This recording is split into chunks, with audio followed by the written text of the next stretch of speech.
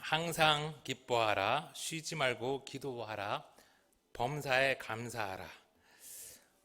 성도라면, 아니 교회를 안 다니는 분들도 한 번쯤 들어봤고 다 잘 알고 있는 그런 말씀이지요. 길지도 않아요. 매우 짧고 또 간단한 말씀인데, 거기다가 오늘 바울이 분명하게 너희를 향하신 하나님의 뜻이라고 그렇게까지 분명히 말하고 있는데, 살다 보면 기쁨보다는 슬픔이, 기도보다는 불평과 원망을, 감사보다는 이제 짜증을 내기가 참 많아요. 쉬워요. 여러분 어떠십니까? 오늘 말씀대로 항상 기뻐하며 쉬지 말고 기도하며 범사에 감사하면서 살고 있으십니까? 참 안 되죠. 이게 너무 안 되다 보니까 우리가 이 말씀도 예수님의 산상수훈처럼 그리스도인의 이상적인 그런 모습이라고 생각하면서 실천하기보다는 그냥 마음 한구석에 이렇게 살포시 접어서 넣어두고 살아갈 때가 참 많은 것 같습니다. 그렇지만 또 오늘 데살로니가 전서의 마지막 부분이고 또 너무 유명한 이 말씀이라 설교 안 하고 넘어갈 수도 없어서 한참을 고민하다가 마침 재미있는 기사를 하나 보고 좀 더 찾아보게 되었습니다. 중산층에 대한 그런 설문조사였는데요. 여러분들은 스스로를 중산층이라고 생각하시나요? 우리 PPT를 좀 같이 보면서 한번 볼게요. 22년 올해 2월 22일부터 3월 2일까지 30대부터 50대 1140명에 대해서 100세 시대 연구소라는 그런 NH 증권 회사인가요? 거기에 있는 곳에서 온라인으로 설문조사를 한 결과입니다. 중산층이라고 하면 OECD 국가 기준으로 균등화 중위소득 75%에서 200% 사이에 그런 소득 계층에 있는 사람들을 말해요. 그런 중위소득의 75% 미만을 중산층이 아닌 하위층 200%를 초과하는 사람들을 이제 상류층이라고 이렇게 분류를 합니다. 다음 장. 그런데 이 설문조사 결과 절반에 가까운 45.6%의 사람들이 나는 하위층이다 라고 응답을 합니다. 실제로 중산층에 속해 있는데도 말이죠.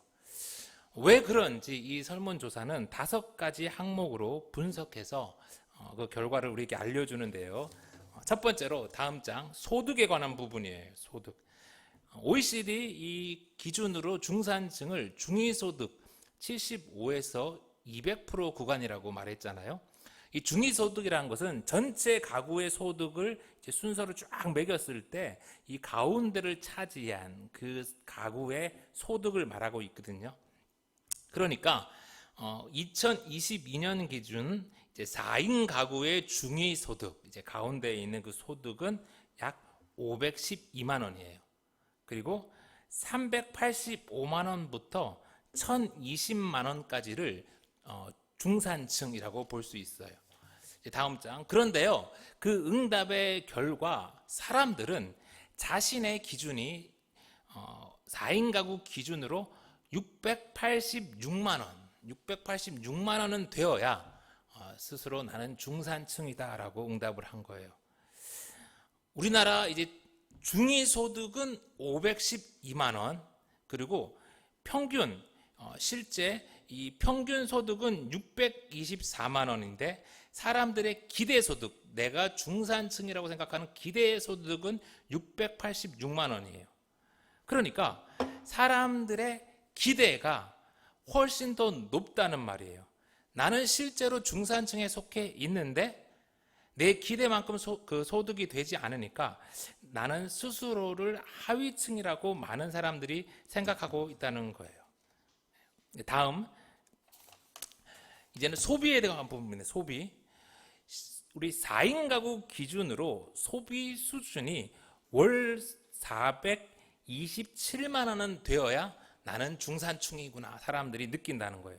그런데 현실적으로는 242만 원을 지출하고 있어요.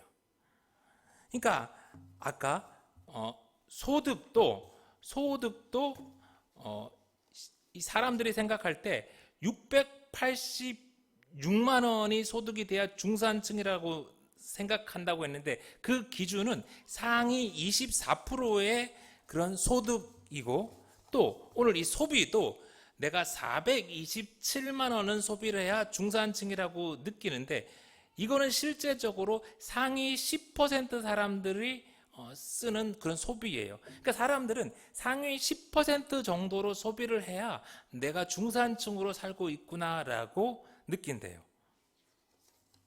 실제적으로는 중산층은 242만 원을 소비하는데 말이죠. 세 번째로 자산에 대한 부분입니다. 자산. 순자산 4인 가구 기준으로 9억 4천만 원이 되면 스스로를 중산층이라고 생각한대요. 그 정도는 있어야 된다고 생각한대요. 그런데 실제 중산층 4인 가구의 순자산은 평균 순자산은 약 5억 원이에요. 5억 원. 그러니까 4억 4천만 원이 더 있어야 중산층이라고 비로소 느낄 수 있는 거예요. 그런데 실제적으로 4인 가구 순자산은 6억 3천만 원. 그러니까 평균적으로 설문에 응한 사람들은 5억을 갖고 있지만 9억 4천은 있어야 내가 중산층이구나 라고 생각을 한다는 거예요. 그런데 실제 사람들이 갖고 있었으면 하는 중산층의 기준이라고 생각하는 9억 4천만 원은 우리나라 가구 순자산 상위 다음 장 10.6% 수준이라는 거예요. 10.6%. 10.6%를 갖고 있는 자산가가 되어야만 스스로를 중산층이라고 사람들은 인식한다는 거예요. 중산층 생각하는 게 되게 힘들어요. 다음 장에 이제 또 부동산에 대한 얘기도 나오는데 비슷한 맥락이에요. 부동산 자산이 8억 4천만 원을 갖고 있어야 중산층이라고 느끼는데, 실제 현실은 3억 9천만 원밖에 평균적으로 갖고 있지 않다는 거예요. 그리고 마지막으로, 여기까지 스스로를 중산층이라고 느끼기도 이렇게 힘드는데, 이제 가족에 대한 부분이에요. 마지막. 이 설문조사 결과를 보면 사람들은요, 내가 소득 상위 구간에 속해 있어도 미혼이면, 가족이 없으면 스스로 중산층이라고 느끼지 못한다는 거예요. 소득이 다 찼음에도 불구하고 꼭 내가 중산층으로 느끼고 그런 안정감이나 그런 삶의 기쁨을 느끼려면 어느 정도 4인 가구를 구성해야 된다는 그런 사람들의 생각을 볼 수 있었어요. 그런데 다음 장에 보면요, 문제가 뭐냐 하면 우리나라에 여러분 4인 가구가 넘는 사람들은요, 전체 가구 2021년 통계청 결과에 따르면 14.7%밖에 안 된대요. 4인 가구 이상이. 1인 가구가 무려 34.4%, 2인 가구가 28.3%. 그러니까 61.7%가 2인 가구 이하인 거예요. 그러니까 많은 사람들이 이 혼자 살거나 둘이서 아이 없이 살면 이 중산층이라고 느끼기가 참 어렵다는 참 그런 사람들의 생각을 엿볼 수가 있었어요.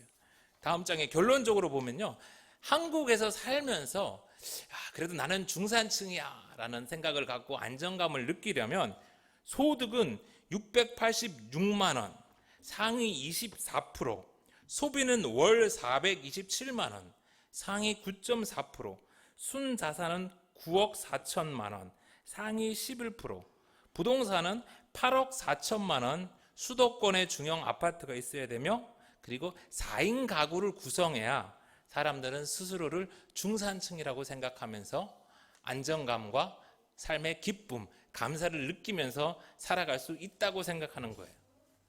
그런데요, 우리 다음 장에 실제적으로 글로벌하게 지구 전체적으로 봤을 때 한국인의 위치가 어떻게 되냐면요, 여러분들의 위치가 어떻게 되냐면요, 여러분들 가구의 자산이 100만 달러, 지금은 환율이 올라서 뭐 한 14억 되는데 한 10억 정도가 그 가구에 있으면요, 여러분은 전 세계 6,250만 명, 상위 1%에 드는 삶을 살고 계신 거예요.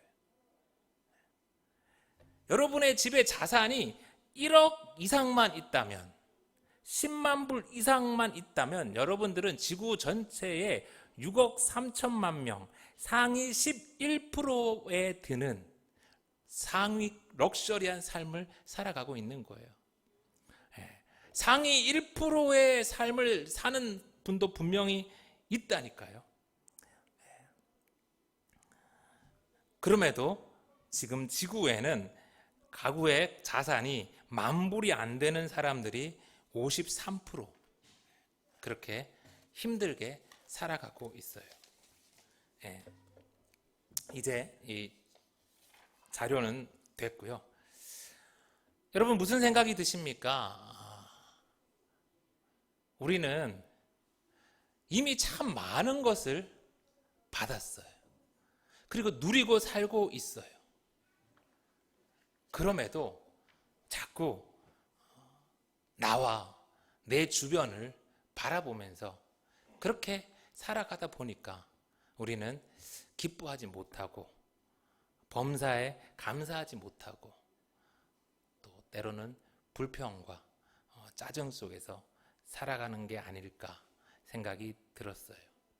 여러분 왜 이럽니까? 우리가 생각하는 것조차 죄로 인해 오염되었기 때문이죠. 그래서 바울은요, 우리가 그저 느끼는 그대로, 생각나는 그대로 살아가면 안 된다는 거예요.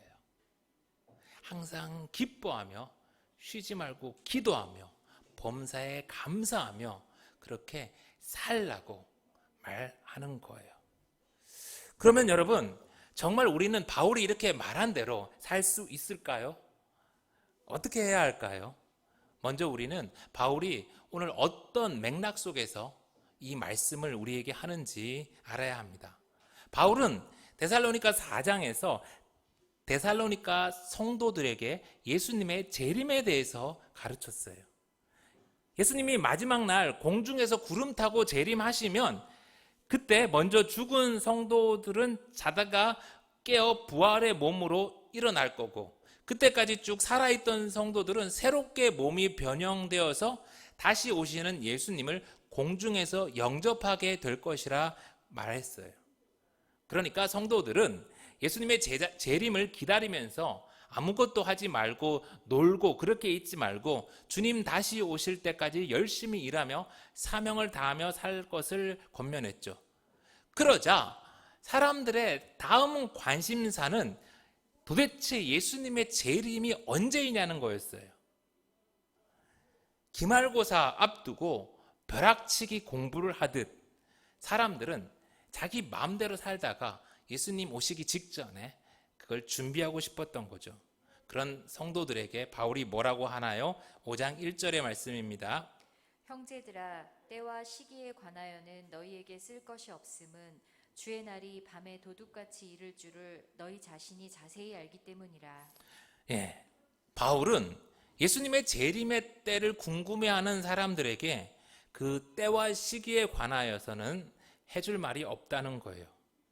한 가지 분명하게 그들에게 말하는 것은 그날이 밤에 도둑같이 이른다는 거였죠. 마태복음 24장 36절에 예수님의 말씀도 같아요. 그러나 그 날과 그때는 아무도 모르나니 하늘의 천사들도 아들도 모르고 오직 아버지만 아시느니라. 아무도 모른다. 안다고 하는 이들, 들었다고 하는 이들, 천국에 올라가서 봤다고 하는 이들 다 거짓말입니다. 그렇게 주장하는 사람들 사입이에요. 그러니 재림 전에 내가 미리 회개하고 그걸 준비하겠다 하는 그 발상 자체가 어리석은 생각이라는 것이죠. 그러면 어떻게 해야 하나요? 그래서 오늘 바울이 이야기하고 있는 거예요. 이 마지막 때 항상 기뻐하며 쉬지 말고 기도하며 범사에 감사하면서 마지막 때, 이 재림의 때를 살아가라는 것이죠. 여러분, 도저히 이렇게 살 수 없을 것 같은 말씀이지만요, 내일 여러분 예수님이 재림하신다고 한번 생각해 보세요. 그러면 여러분 오늘 좀 힘든 일이, 슬픈 일이 있더라도 가만히 슬퍼하고만 있겠어요? 내일 예수님이 재림하셔서 모든 세상이 다 리셋되고 우리는 다시 오실 주님을 영접하면서 최후의 심판 이후에 있을 영원한 천국에서 왕노릇 한다는데 기뻐 아니할 수 있겠어요? 그렇게 하루하루를 항상 기뻐하며 쉬지 말고 기도하며 범사에 감사하면서 마지막 때를 성도에게 살아가라는 것이죠. 그게 마지막 때를 사는 우리를 향한 하나님의 뜻이라는 거예요. 아멘. 이제 이 말씀을 조금 더 자세히 볼게요. 첫 번째 명령인 항상 기뻐하라라는 말씀, 판토테 카이레테라는 이 짧은 이 명령인데요. 여러분, 우리가 살면서 기쁜 날이 며칠이나 될까요? 일주일의 한 절반은 기쁜 날일까요? 우리가 사는 이 21세기도 그런데 이 데살로니가 교회 성도들이 살던 시대에는 어땠을 것 같아요? 훨씬 더 고된 노동과 또 예수 믿는다는 그 핍박 때문에 기쁜 날보다 슬프고 괴로운 날들이 훨씬 더 많았을 거예요. 바울이 데살로니가 성도들이 고난 가운데 하루하루가 괴롭다는 것을 몰랐을까요? 아니요, 알았어요. 바울은 누구보다 잘 알았어요. 그럼에도 불구하고 바울은 데살로니가 성도들에게 항상 기뻐라고 명령하고 있어요. 왜요? 그것은 우리의 기쁨이, 인간의 기쁨이 외적 환경에 의해서 주어지는 것이 아니기 때문이에요. 인간의 기쁨은 돈이 많고 일이 술술 잘 풀리는 데서 오지 않아요. 물론 잠시 좋은 차를 사고 큰 집에 살면 기쁘죠. 그러나 그 기쁨은 아주 일시적인 거예요. 그런 방식으로는 인간이 지속적으로 항상 기뻐할 수 없어요. 인간의 욕망이 얼마나 큰데 그 끝없는 욕망이 어떻게 만족이 되겠어요?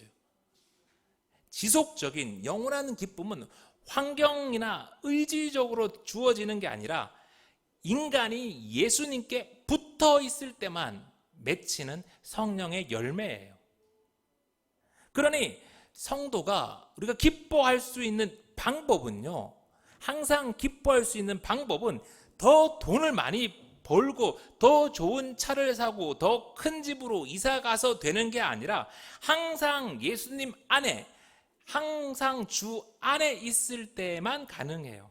그러면요, 붙어 있는 예수님께로부터 세상이 알 수도 없고 세상이 줄 수도 없고 세상이 빼낼 수도 없는 그런 항구적인 기쁨이 생수의 강처럼 예수님께로부터 우리에게 흘러 들어와요.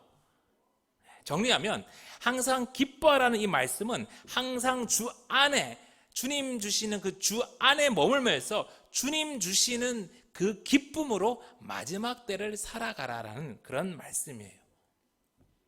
실제 바울의 삶을 이렇게 돌아보면요, 바울의 삶은 세상적인 눈으로 기뻐할 날이 별로 없었어요. 완전 고난의 연속이었죠. 고린도후서 11장 24절 바울의 고백을 들어보세요. 유대인들에게 40에 하나 감한매를 5번 맞았으며 3번 태장으로 맞고 1번 돌로 맞고 3번 파선하는데 일주야를 기품에서 지냈으며 여러 번 여행에 강의 위험과 강도의 위험과 동족의 위험과 이방인의 위험과 시내의 위험과 광야의 위험과 바다의 위험과 거짓 형제 중에 위험을 당하고 또 수고하며 애쓰고 여러 번 자지 못하고 줄이며 목마르고 여러 번 굶고 춥고 헐벗었노라. 바울은요, 거듭나고 부름받고 난 이후로 정말 기쁨이라고는 하나 없는 것 같은 그런 일상을 살았어요. 심지어 마지막은 감옥에 갇혀서 오늘 죽을지 내일 죽을지 모르는 그런 상황 속에서도 바울은 교회에게 계속해서 말했어요. 빌립보서 4장 4절 우리 다 같이 한번 읽겠습니다. 주 안에서 항상 기뻐하라. 내가 다시 말하노니 기뻐하라. 마지막 순간까지 바울은 주 안에서 항상 기뻐하라고 말씀하셨고, 그리고 자신의 그 말대로 마지막 순간까지 주 안에 꼭 붙어서 기뻐하다가 천국으로 가셨어요. 사랑하는 성도 여러분, 비록 힘든 날이 이어지지만 우리도 바울처럼 항상 주 안에서 주님 주신 기쁨으로 멋지게 살다가 천국 갈 수 있는 저와 여러분 되기를 간절히 소망합니다. 두 번째 명령, 쉬지 말고 기도하라. 디알 레이프토스 프로슈케스테. 이 쉬지 말고에 해당하는 이 말은요, 디알 레이프토스라는 이 세 단어가 합해진 말인데요. 아와 전치사 디아와 밑바닥 시면을 뜻하는 명사 비도스 결합됐어요. 그러니까 이 의미는요, 밑바닥까지 이루도록 멈추지 않는 이란 말이에요. 그러니까 쉬지 말고 기도하라는 말은요, 밥도 안 먹고 놀지도 않고 계속해서 기도하라는 의미가 아니라 견디기 어렵고 이해할 수 없는 극한 상황에 이르더라도 포기하지 말고 기도하라는 거예요. 성도는 그 어떤 상황에서도 기도를 멈추어서는 안 된다는 것이죠.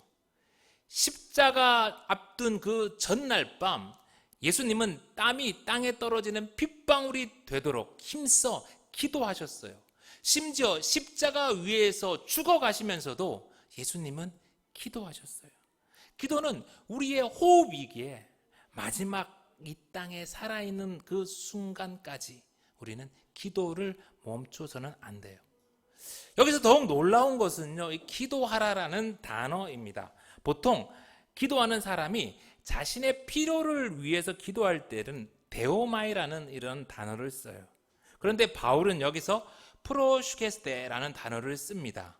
이 단어는요, 예배하는 마음으로 하나님의 뜻에 초점을 맞추어 하는 기도를 나타낼 때 쓰는 단어예요.